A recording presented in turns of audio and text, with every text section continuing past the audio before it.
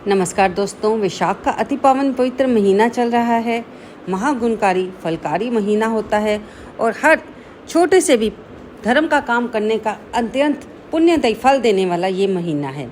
ये महीना भगवान श्री कृष्ण को बहुत प्रिय है। इस महीने में किए गए किसी भी कर्म का फल हमें बहुत ज़्यादा अधिक होकर मिलता है। इस मास में स्नान, दान, व्रत, जाप का विशेष महत्व है। विशाख के अंतिम 5 दिन पूरे विशाख मास के धर्मों का पुण्य देने वाले होते हैं।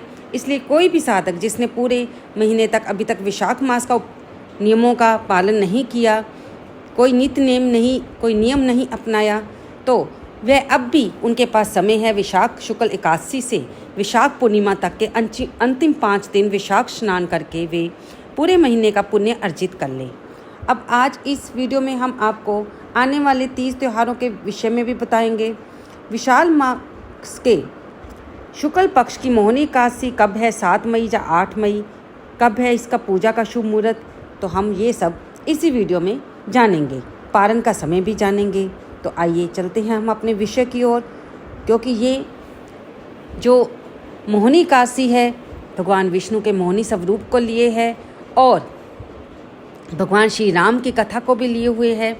इसलिए इसमें भगवान श्री विष्णु के, श्री कृष्ण, श्री राम सभी अवतारों की जो भी आपके पास स्वरूप है, आप उनको तिलक लगाकर पूजा कर सकते हैं, व्रत का नियम ले सकते हैं।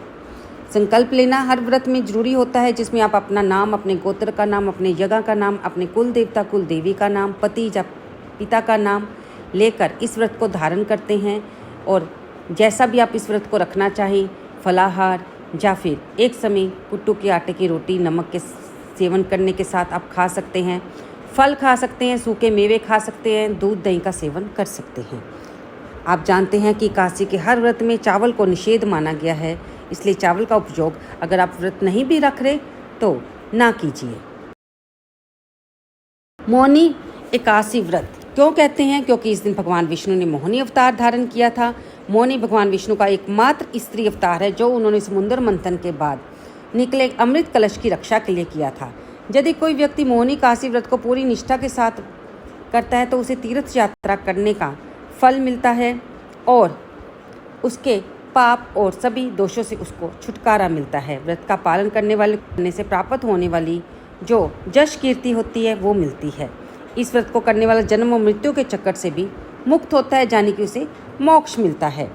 तो अब जानते हैं मोहिनी एकादशी तिथि प्रारंभ हो रही है 7 मई को सुबह 11:22 पर और इसका समापन हो रहा है 8 मई को दोपहर में 1:50 पर, यानी कि सूर्योदय में। जो पूरे दिन का शुभ संजोगों का एकादशी व्रत का पालन है वो 8 मई को दिन रविवार को किया जाएगा, क्योंकि वो सूर्योदय तिथि बन रही है। सभी धार्मिक स्थानों पर और संप्रदायों में 8 मई को एकादशी का व्रत का पालन किया जाएगा, चाहे वो बांके बिहारी मंदिर है या राधा रमन जी मंदिर है वृंदावन के, या फिर गौड़िया मठ है, खाटू श्याम जी मंदिर है सीकर में, उज्जैन में, सभी जगह इस दिन एकादशी व्रत का पालन 8 मई को। आप जानते हैं 7 मई को फिर दशमी तिथि बन रही है, क्योंकि 7 तारीख को 11 बजे के पास एकादशी तिथि शुरू हो रही है, यानी कि दशमी और एकादशी तिथि का संयोग है।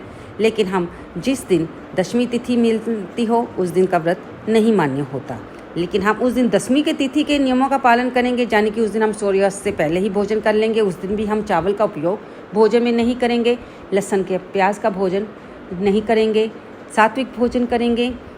अगर आप व्रत रख रहे हैं तो कृपया करके इन नियमों का पालन अवश्य कीजिए।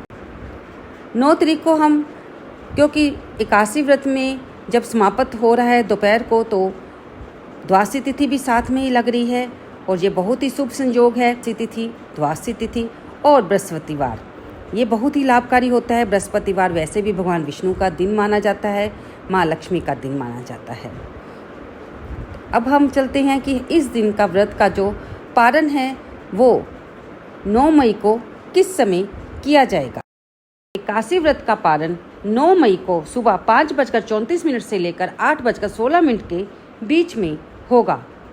आप जानते कथाएं भगवान श्री कृष्ण युधिष्ठिर को सुना रहे हैं और इसमें जब धर्मराज युधिष्ठिर ने भगवान श्री कृष्ण से मोहिनी एकादशी व्रत के बारे में पूछा तो भगवान श्री कृष्ण को वे बोले कि हे कृष्ण, विशाख मास के शुक्ल पक्ष की एकादशी का क्या नाम है और उसकी क्या कथा है, इस व्रत की क्या विधि है, ये सब विस्तार पूर्वक बताइए। धर्मराज युधिष्ठिर के कहने पर भगवान श्री कृष्ण कहने लगे, हे धर्मराज, मैं आपसे एक कथा कहता हूँ जिसे महर्षि वशिष्ठ ने श्री रामचंद्र जी से कहा था।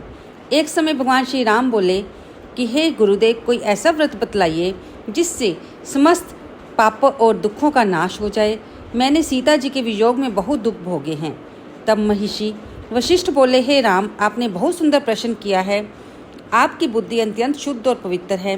यद्यपि आपका नाम स्मरण करने से मनुष्य पवित्र और शुद्ध हो जाता है और आप तो अंतर्यामी हैं, सब जानते हैं, लेकिन फिर भी जगत के कल्याण के लिए आपने मुझसे ये प्रश्न पूछा है, तो लोकहित में ये प्रश्न बहुत अच्छा है, ये सबका कल्याण करेगा।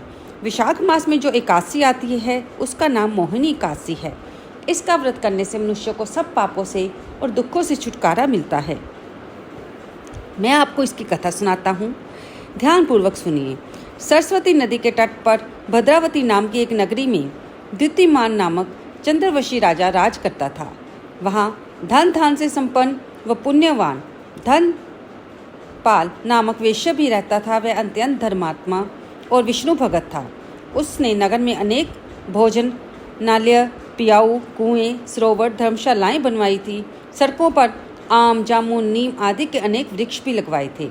उसके 5 पुत्र थे, सुमना, सद्बुद्धि, मेधावी, सुकृति और दृष्ट बुद्धि। इनमें से 5वां पुत्र दृष्ट बुद्धि महापापी था।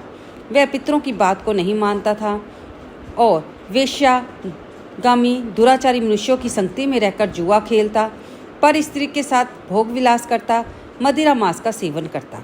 उसके इन्हीं कुकर्मों के कारण वह पिता के धन को भी नष्ट करता था।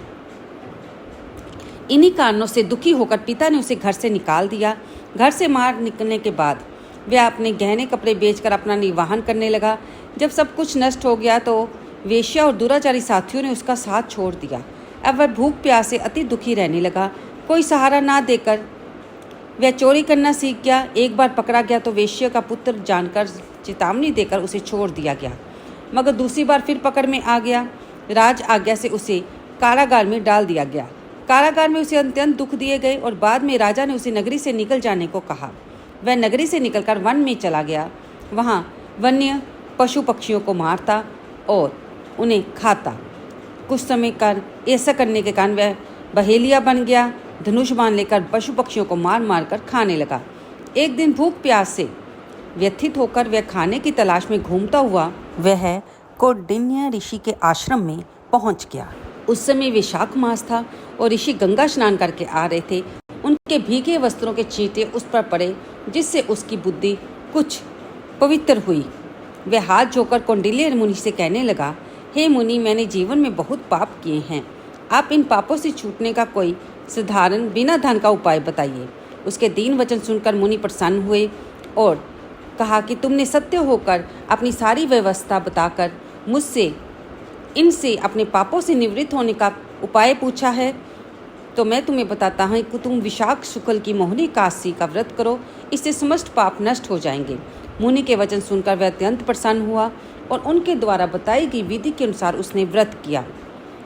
हे राम, इस व्रत के प्रभाव से उसके सब पाप नष्ट हो गए और अंत में वह गरुड़ पर बैठकर विष्णु लोक को गया। इस व्रत से मोह आदि सब नष्ट हो जाते हैं। संसार में इस व्रत से श्रेष्ठ कोई व्रत नहीं है। इसके महात्म को पढ़ने और सुनने से ही 1000 गौदानों जैसा दान का फल मिलता है।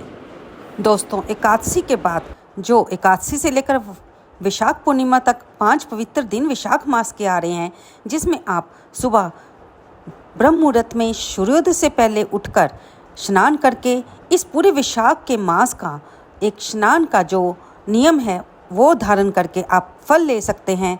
हम उनके बारे में भी आपको बता दें कि वे कब कब हैं और कौन कौन से दिन हैं। एकादशी के बाद आता है प्रदोष व्रत, और शुक्र प्रदोष व्रत भी शुक्रवार के दिन यानी कि 9 मई को रखा जाएगा, क्योंकि शुक्र प्रदोष व्रत आप जानते हैं भगवान भोलेनाथ को समर्पित होता है और इसकी पूजा शाम को की जाती है। इसलिए जो लोग प्रदोष व्रत रखते हैं वे हमारी वीडियो से जान लें कि इस बार शुक्र प्रदोष व्रत आ रहा है, वो 9 मई को दिन शुक्रवार को होगा। साथ में हम आपको ये भी बता दें कि विशाख मास के शुक्ल पक्ष की द्वादशी को रुक्मणी द्वादशी कहा जाता है। इस दिन भगवान श्री कृष्ण ने रुक्मणी का हरण करके उनसे विवाह। तो फिर आती है विशाख मास की शुक्ल चतुर्दशी, जिसे कि नरसिंह जयंती कहा जाता है, यानी कि जिस दिन भगवान विष्णु ने अपने भक्त प्रहलाद की रक्षा के लिए नरसिंह रूप धारण किया था। आधे सिंह और आधे मनुष्य के रूप में वे प्रकट हुए थे और हिरण्यकश्यप का वध किया था। तो इस दिन भी कुछ लोग व्रत रखते हैं। भगवान नरसिंह की भी पूजा जो की जाती है वह संध्या के समय की जाती है, अर्थात जब दिन खत्म होने वाला होता है, रात शुरू होने वाली होती है, क्योंकि पुराणों के अनुसार इसी समय में भगवान नरसिंह प्रकट हुए थे। उन्हें खास तौर पर पूजा में चंदन चढ़ाया जाता है और उससे उनका अभिषेक किया जाता है। नरसिंह भगवान विष्णु के रौद्र रूप का अवतार है, इसलिए उनका गुस्सा शांत करने के लिए भगवान पर भगत चंदन चढ़ाते हैं जो शीतलता देता है। दूध, पंचामृत और जल से भी उनका अभिषेक किया जाता है ताकि उनके इस रौद्र रूप को शांत किया जाए। तो ये दिन 11 मई दिन रविवार को नरसिंह जयंती उपवास किया जाएगा, यानी कि चतुर्दशी 11 मई दिन रविवार को मनाई जाएगी। दोस्तों, विशाख पूर्णिमा 11 मई रात को 8:01 पर शुरू होगी और इसका समापन 12 मई रात को 10:22 पर होगा। तो सूर्योदय तिथि होने के कारण विशाख पूर्णिमा 12 मई को मनाई जाएगी। तो ये थी सारी जानकारी विशाख मास के आखिरी 5 दिनों की, जिन्हें आप अपने यथाशक्ति भगवान की पूजा करके, उनके अलग अलग अवतारों की पूजा करके, आप मंदिर में दीप प्रज्वलित करके, ब्राह्मण को यथाशक्ति दान देकर और नाम जप करके अपने पुण्य को बढ़ा सकते हैं। और विशाख मास में सुबह ब्रह्म मुहूर्त में स्नान करके अपने स्नान का नियम भी पूरे विशाख मास का आप फल ले सकते हैं। उम्मीद करती हूँ आपको ये वीडियो अच्छी लगी होगी। कृपया इसे लाइक करें, शेयर करें और कमेंट बॉक्स में जय श्री विष्णु, जय श्री राम, जय श्री कृष्णा, राधे राधे लिखना बिल्कुल न भूलिएगा। आपका एक एक लाइक हमारा कॉन्फिडेंस बढ़ाता है, हमारा मनोबल बढ़ाता है कि हम आपके सामने ये जानकारी लाते रहें, अपने सनातन धर्म से जुड़े रहें और भगवान की भक्ति, श्रद्धा और निष्ठा के साथ करते रहें। हमारा मकसद यही होता है इन वीडियो को बनाने का कि आपको आने वाले पवित्र दिनों के बारे में पता लग जाए। चलते हैं दोस्तों, अगली वीडियो में फिर मिलेंगे। राधे।